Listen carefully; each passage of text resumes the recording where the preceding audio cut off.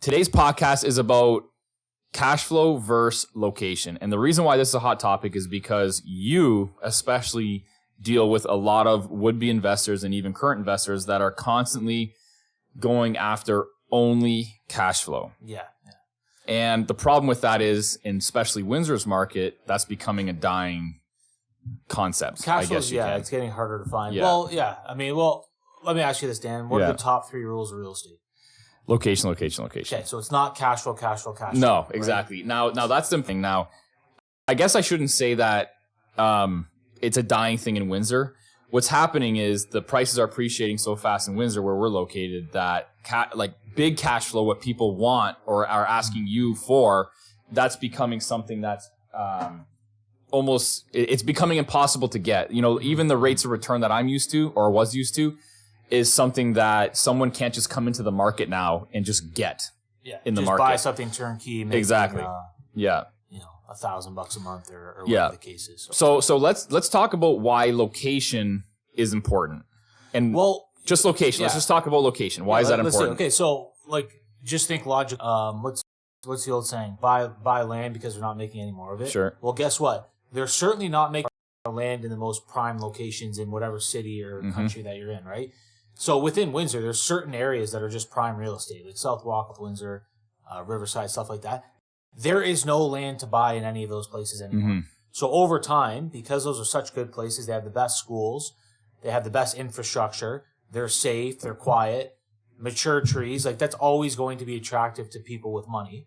And you can't ever create any more supply in those locations. So those locations will always have more pressure than some other locations.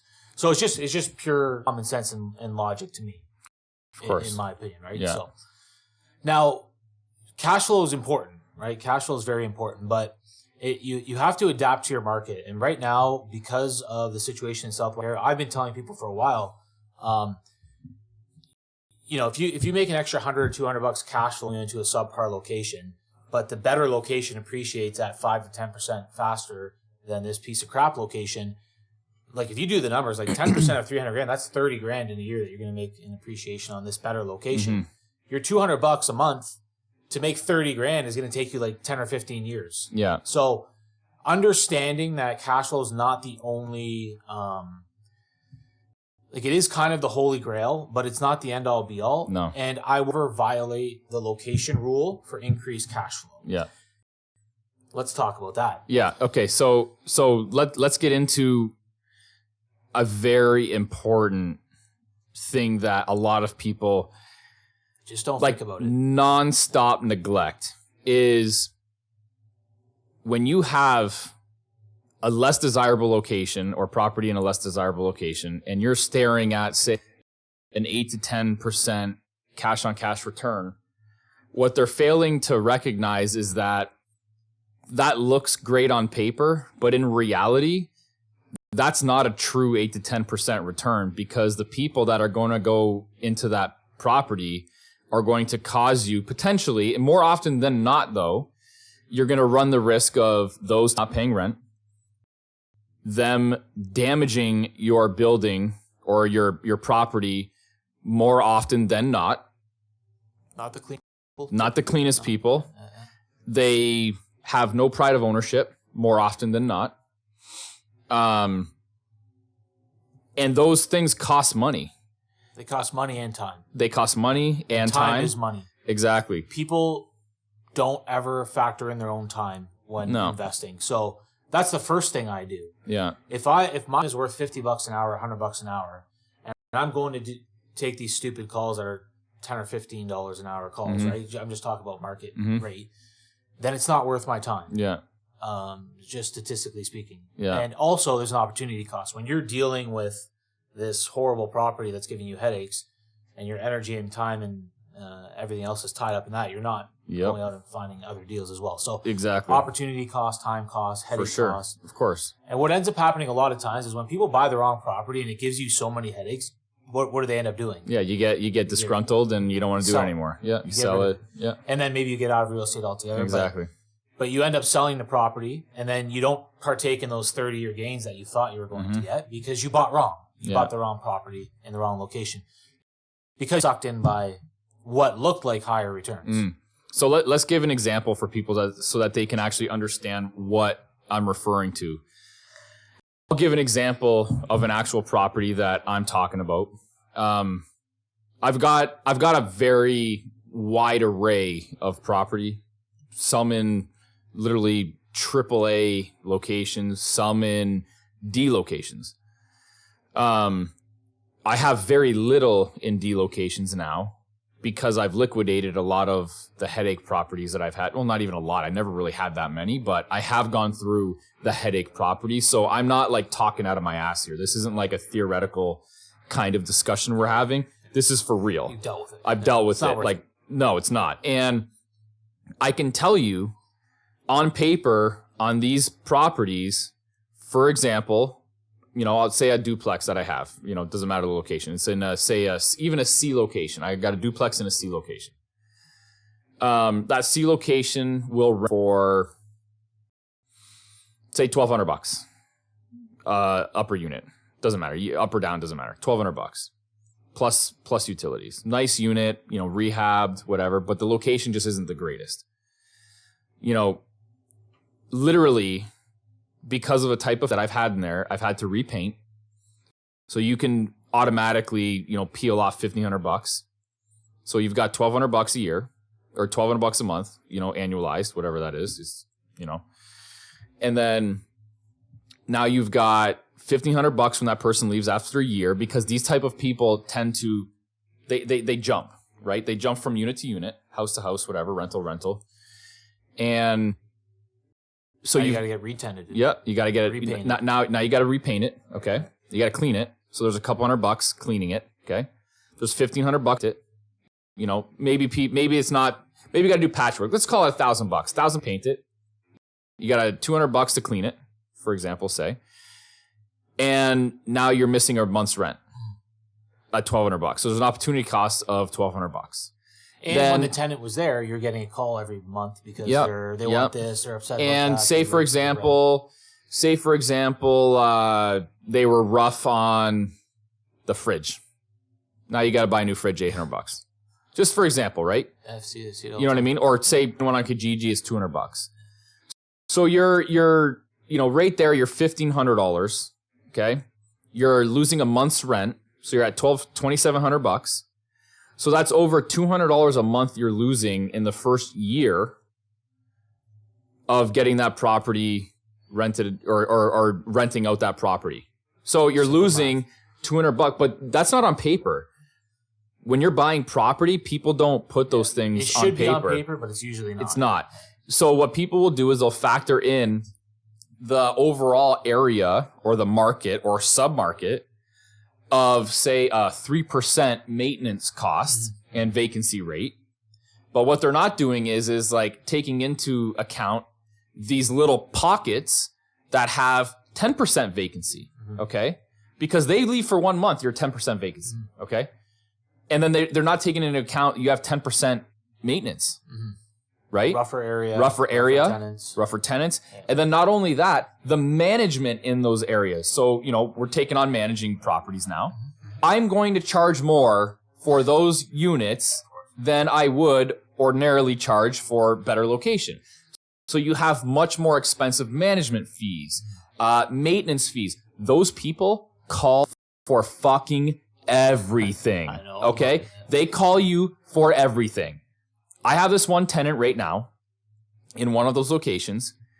She has literally cost me this entire year $400 so far on appliance maintenance calls about the fridge. The fridge alone. I'm at the point now where I actually got a new fridge. Because I was done. I'm done with it. Like I actually bought a new fridge so that I was at the point now where I know she's just going to keep on doing this stupid shit. So instead of like having to do all the time, and I got a really good relationship with this appliance wholesaler, right? Literally all of my units, I go to him and buy stainless steel appliances. That's one of my things. Doesn't matter the house, doesn't matter the unit. I literally buy if they're stove, fridge, brand new stainless steel. That's one of my things what I do in all of my units. It kind of gives it a nice stainless steel is not that much more expensive. You might spend a couple $100 more, but it just it's an easier sell for only upgrade. Yeah, it's a cheap upgrade, exactly. And then not only that, I don't have to worry getting calls, oh, my fridge is fucking broken, right? My stove doesn't work. Buddy there has a warranty. I got the manufacturer's warranty, and then I also got a warranty through him because I do so much. And he even like extends warranties out, right? So that was an example of one of the units that I did not buy new appliances for. I just kept the ones that were already existing in there. And then lo and behold, I should have just bought new ones and I wouldn't have had this issue.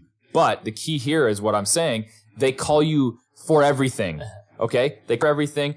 It doesn't matter how small it is. It doesn't matter if they took a big shit and the toilet's clogged. They don't want to plunge it. Okay, rather let that fucker overflow and then fuck everything up in the house. They would rather do that and not even take. So what I'm saying, good tenants won't do that. Good tenants will stick a fucking plunger in the toilet and plug their shit out. You know what I mean? So that's wild. You got to think like that happens like 2 times a month. So now you're already lost $200 a month plus plunger asshole. So you're at another $200 a month. Like people aren't factoring these things in. They just see 8 to 10% return based off numbers, but the numbers are wrong. Like people don't understand that these are not true cap rates. They're not true cash on cash returns. You get the true cash on cash returns and the true cap rates when you buy in good areas. Yes. That's the only time you can actually probably see a true rate and cash on cash return, because the tenants that you're going to attract to these like work locations or less desirable locations, they're going to cause you a lot of problems, and it's going to take down that return. People don't seem to realize this, and you see it all the time. Well, I was on a Zoom call last night with some first-time investors looking to get into the market. The conversation was, we're considering student rentals, and I said, well, why? Let's hear why, right? It's a good investment option for some people, but I want to make sure it's a good investment for you. And his thoughts was, well, you get higher rent and more turnover, and more turnover can be good. Yeah. Because as rents rise, you get market whatever. But I said to him, in this case, it's not good because no, student rental rents don't rise as quickly as the rest of the market. Not even close. Not even close. Also, if you're not here to manage that, if you have to get 6 new tenants every year, you're going to pay a leasing fee for every one of those tenants. Yeah. If you can even find somebody to manage the property. Like I won't get on. Like I'll have to upcharge like a decent amount to have to deal with students. Like you want to know why? Because I remember. Do you remember like tearing shit up?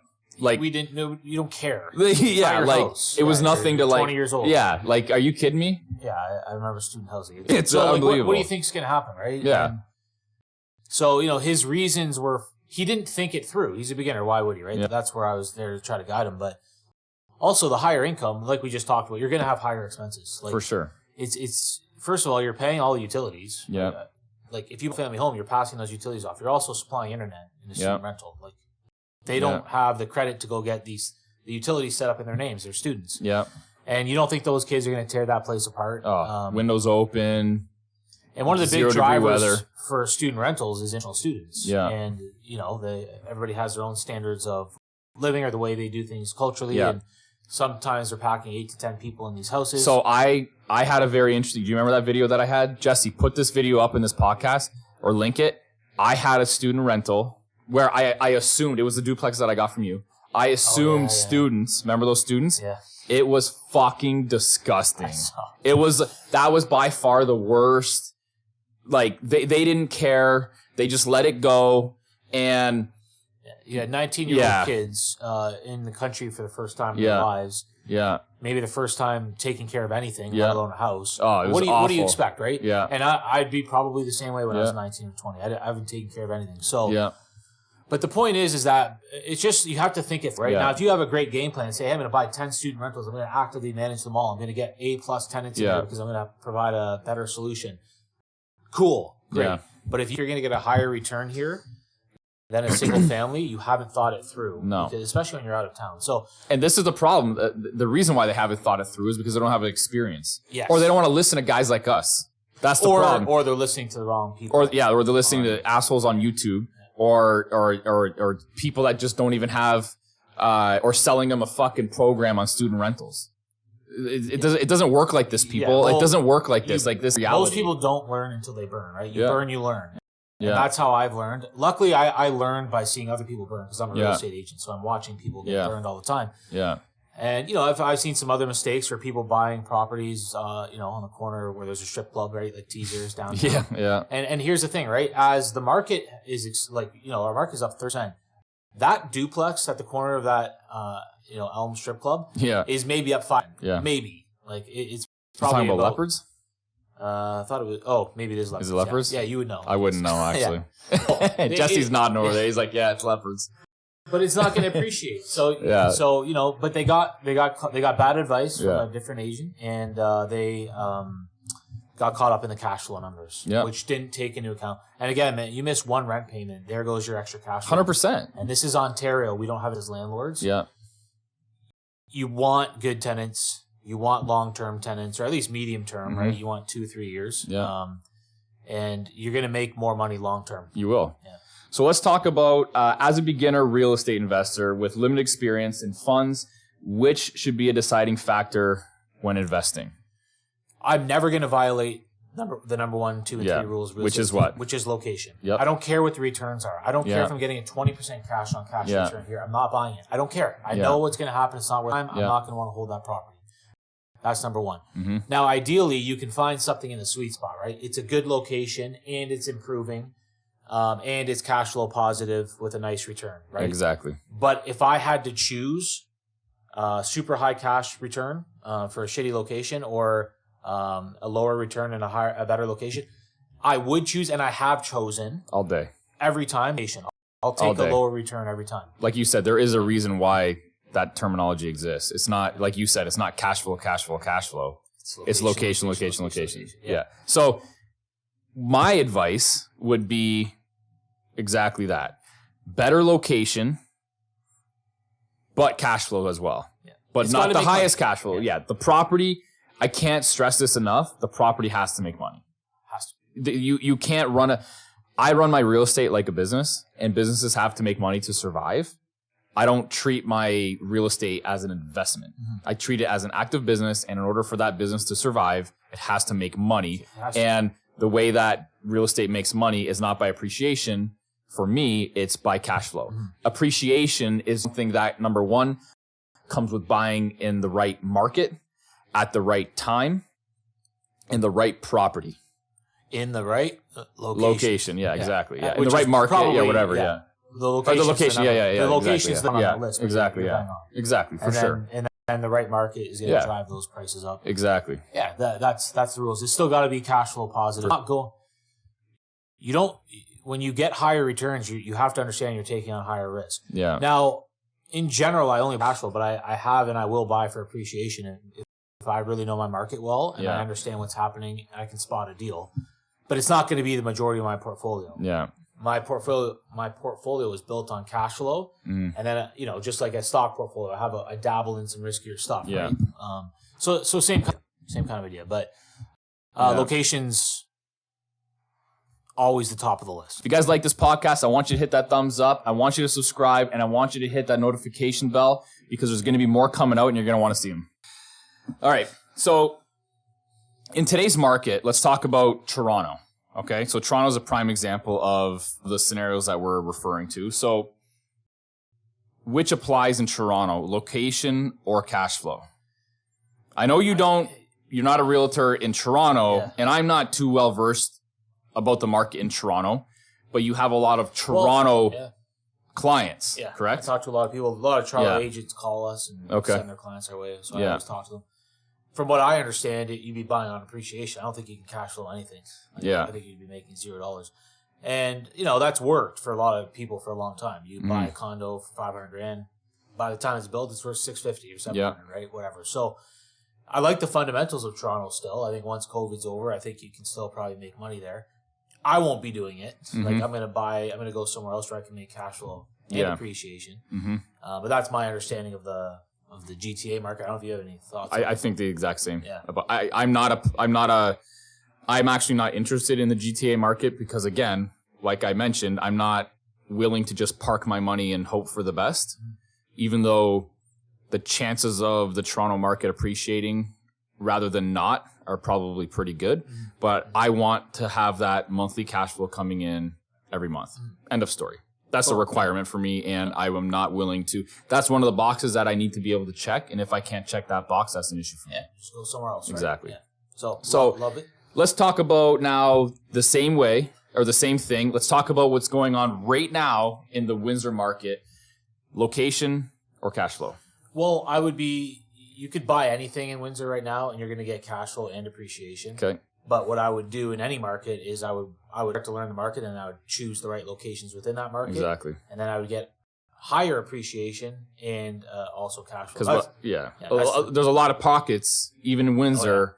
You know, I come across a lot of people that, you know, I get DMs all the time on Instagram and all this stuff from people that have bought in here in Windsor out of town, and they bought in like very poor areas. And it goes back to exactly what we were talking about earlier in this podcast was they bought in the wrong location based off of numbers on a piece of paper that an agent here sold them on. And then lo and behold, you know, I'll give you an example of somebody, a girl hit me up and she was like, the tenant wasn't paying rent for 2 months prior to COVID. So the start of, what would it be? The start of 2019. And they haven't paid rent since, and she can't get them out of the house. Because of COVID. Yeah. So now you're in a scenario where you bought in the wrong location, it attracted the wrong tenant. Now you're losing literally massive amounts of money per month, like massive. And you know they're going to take back that house, and it's going to be a fucking disaster. You should sell that house. For real. Like, just fucking sell it. I've told her that, but, you know, no. I want to stay in the game. And I'm like, okay, well, you're something else. You can't, you have to deal. Yeah, you can't have a scenario like that. So in Windsor right now, yes, it is possible to still buy cash flow and location.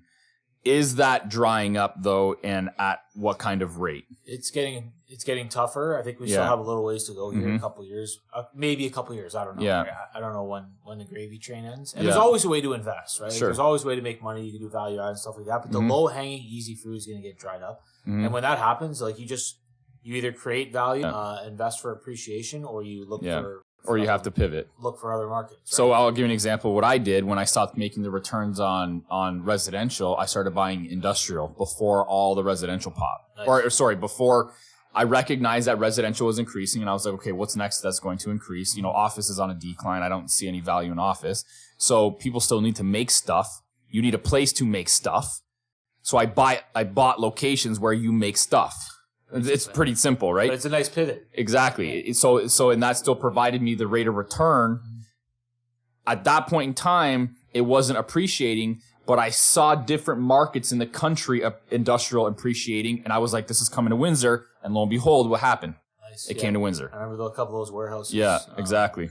You were early there too. So great. Yeah, very early. Yeah, we're in a warehouse right now that's tripled in value. Yeah, awesome. From when I bought it 5 years ago, 4 years ago, maybe 4 years ago, 5 years ago. So you weren't something like that. You weren't getting the returns in residential real estate. So I pivoted. Little pivot. Yeah. You'll get good returns, but like, hey. Not the ones that I was used to. Exactly. Yeah. And then we're all going to get to that point where, like, I'll probably always be buying in Windsor or Ontario. Yeah. Like, I'll be making moves here wherever. But, like, my focus might shift to another market where the returns are. And it's been super interesting, like, looking at the U.S. stuff that you've been talking about lately. Yeah. Because it's such a big market, there's opportunities for both. And I think if you can, like, you can go buy cash flow over there because, you know, you get nice cap rates and all this stuff. But I think if you pick the right submarkets in the U.S., especially with some of the major policy changes that are coming, like, I think you're going to hit potentially really big. That's for sure. 100%. So let's talk about what has led to the largest increases on value for your portfolio. And we'll talk about mine as well. So, go ahead. I mean, I'm making some pretty good cash flow on my properties, but that hasn't made me wealthy. It's made me appreciation. The appreciation's absolutely... Now, I bought for cash flow. I didn't buy for appreciation, but I did see what was happening here, and I did predict it, and it's not that hard to see. Anybody can predict the future if you just look closely. And even on a broad scale, our population of Canada is 37 million. It's projected to be 47 to 60 million in the next 20 years. What do you think is going to happen to real estate prices? Yeah. Like, it's not rocket science. So, but the appreciation has allowed me to like double and triple my portfolio in 2 or 3 years. Yeah. It's not the cash flow. Well, it'd be too slow. Exactly. That's what people need to realize is that it's not cash flow that build and scale portfolios. It's the appreciation that does that and allows that to happen. If you look at any of the largest portfolio managers of real estate or whatever it is, take out the funds, like the private portfolios, especially because those are the guys that don't take in public money or whatever. If you look at what they've done is they've leveraged the increase in value and the appreciation of their property over the course of owning it. And that has only really happened in the better to be able to scale to the level that they've scaled at. It's because they've purchased the right property in the right locations in the right market. That has allowed them to scale. Everything's going to appreciate with inflation, all real estate. Yeah. But though that right location is going to skyrocket. Yeah. If you buy it at the right time in the right market. The other stuff will appreciate as well. It has to. But just like not at a pace that's going to allow you to get big quickly. For sure. So huge, man. It's all about location. It really is. It really is. There's a reason why that exists. If you hit all three, if you hit cash flow positive and appreciation and that nice principal pay down in the right market at the right time, that's just about to pop or whatever, like it just accelerates things to a pace that you can't even imagine. Right? For sure. Yeah. So let's sum this up. So smart real estate investors need to buy for cash flow, buy in the locations so that they have a better chance of that property increasing in value and appreciating. With the least amount of headaches. Exactly. The least amount of risk. Exactly. And the least amount of crappy tenants that you in your life so you don't partake in the 30-year gains. Exactly. You sell it. And I'll give a perfect example. When I closed on Canton in the US, in Michigan, I literally closed on it maybe a month ago. I just had another building accepted or portfolio accepted today. What's today? February 10th? If I had a property that was giving me all kinds of problems in a bad location, there's no way that I would be able to even scale at the rate that I'm scaling because I'm dealing with construct or rehab, like dealing with shit tenants. It's not, all kinds of problems. It's going to take my effort to deal with that versus me focusing on scaling rather than the bigger picture. Cost. Exactly. There's a big opportunity cost to that. So to sum it up, for sure, number one, location. Number two, cash flow. I buy for flow. Number three, proper market. Know your market. Mm-hmm. And number four, hit right and then scale. Like exactly, and that allows you to scale. Oh, love it. Yeah.